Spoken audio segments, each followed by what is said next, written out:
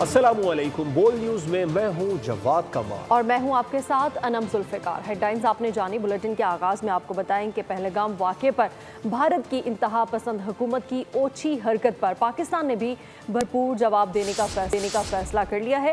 وزیر اعظم شہباز شریف نے قومی سلامتی کمیٹی کا اجلاس آج طلب کر لیا ہے، جس میں اعلیٰ سول اور عسکری قیادت شرکت کرے گی۔ نائب وزیر اعظم اسحاق ڈار کہتے ہیں قومی سلامتی کمیٹی اجلاس میں بھارتی اقدامات کا جواب دیا جائے گا۔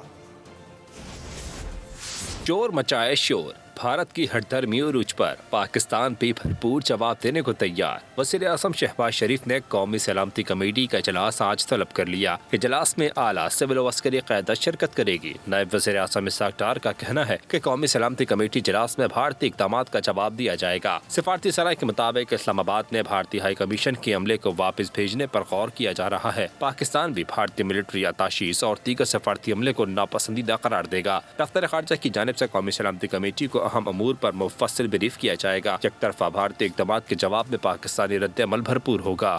اپنی کوتاہیوں اور نااہلیوں کا بوجھ پاکستان پر ڈالنے کی بھونڈی کوشش۔ پاکستانی شہریوں کو 48 گھنٹے میں بھارت چھوڑنے کا حکم دیتے ہوئے سندھ طاس معاہدہ ختم کرنے کا اعلان کر دیا گیا۔ بھارتی وزارت خارجہ نے رونت سے بھری پریس کانفرنس میں پاکستان دشمنی کا ثبوت دیا۔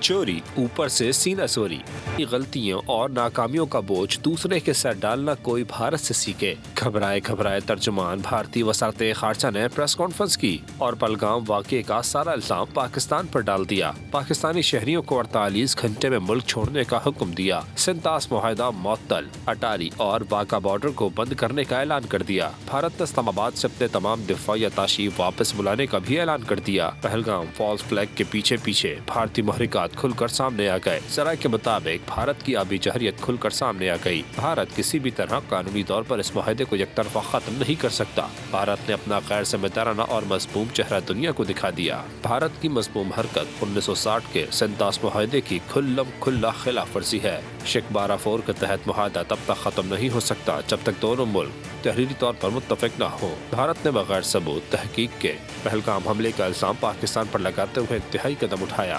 بھارت کی بھونڈی حرکت نے بین الاقوامی قوانین کی دھجیاں اڑا دی ہیں۔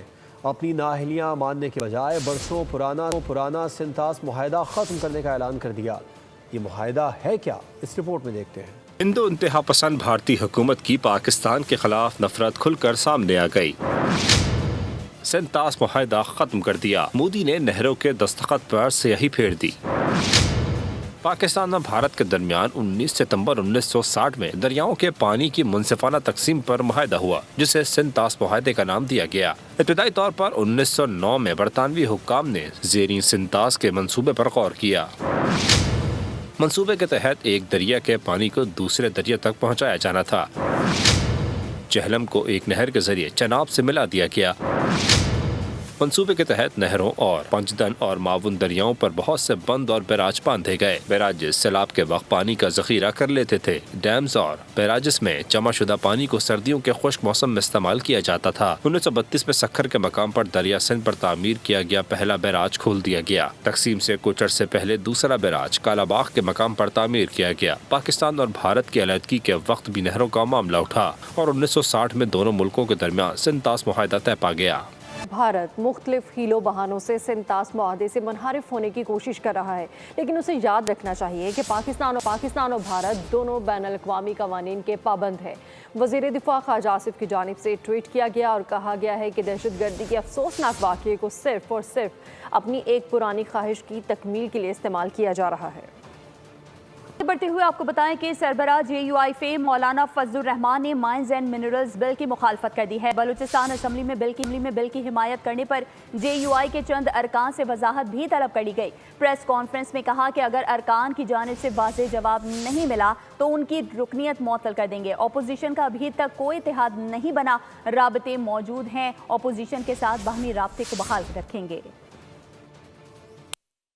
مائنز اینڈ منرلز بل جو صوبہ خیبر پختونخوا میں بھی پیش کیا جا رہا ہے، ابھی تک پیش نہیں ہوا، یا بلوچستان میں پیش کر بھی دیا گیا ہے اور شاید پاس بھی ہو چکا ہے۔ جمعیت علماء اسلام کی جنرل کونسل نے اس کو مسترد کر دیا کہ ہمارے بلوچستان اسمبلی میں ہمارے کچھ پارلیمانی ممبران نے उसको वोट दिया है, उनसे बाज़ाब्ता तौर पर वजाहत तलब कर ली गई और उनको शोकाज नोटिस जारी कर दिए गए। अगर जमात मुतमईन न हुई तो फिर उनकी रुकनीत ख़त्म कर दी जाएगी। इत्तेहाद सिर्फ हुकूमती बेंचों का होता है, जो हुकूमत में नहीं बैठती वो अपोजिशन में बैठ जाती है। अपोजिशन का कोई अभी तक बाज़ाब्ता कोई मुअस्सर इत्तेहाद तो मौजूद नहीं है, लेकिन हम बाहमी राब्ते को बरकरार रखेंगे।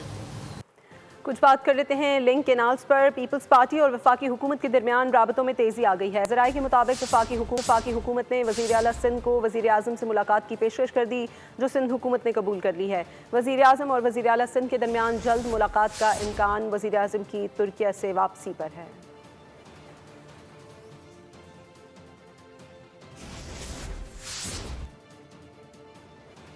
और निज़ाम चलाना चाहते हैं, मुल्क से खिलवाड़ नहीं करना चाहते। ये नदीम अफजल चंद कहते हैं पंजाब में नहरों का वारिस महकमा आपाशी है, आप खरीदार हो सकते हैं, पंजाब के वारिस नहीं। आपके इत्तेहादी हैं, उसकी हमें कीमत दे रहे हैं। हम आपके इत्तेहादी नहीं, हमें सिस्टम के इत्तेहादी हैं, इस मुल्क के इत्तेहादी हैं, आइन के इत्तेहादी हैं, पार्लिमानी निज़ाम के हम इत्तेहादी हैं। हम निज़ाम चलाना चाहते हैं, हम इस मुल्क के साथ वो खिलवाड़ नहीं करना चाहते जो आपने बड़ी बड़ी डॉक्ट्राइन। सब्सक्राइब करें और बेल दबाएं ताकि कोई खबर रह न जाए।